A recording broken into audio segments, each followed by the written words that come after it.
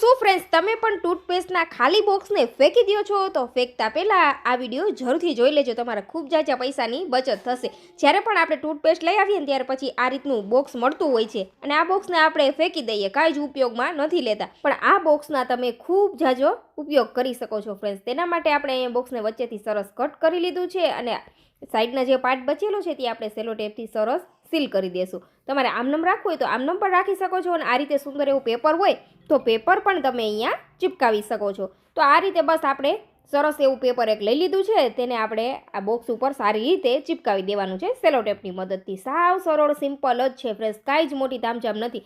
ચિપકાવવું હોય તો ચિપકાવી શકો છો અથવા એમનેમ પણ તમે યુઝમાં લઈ શકો છો. ઘણી વખત આપણી પાસે ફ્રેન્ડ્સ નાની મોટી એવી વસ્તુ પડેલી હોય છે ને કે જે આપણે કાંઈ જ ઉપયોગમાં નથી આવતી અને કોક વાર જ ઉપયોગમાં આવે છે. તે વસ્તુ સાચવવા માટે તમે આ બોક્સનો ઉપયોગ કરી શકો છો.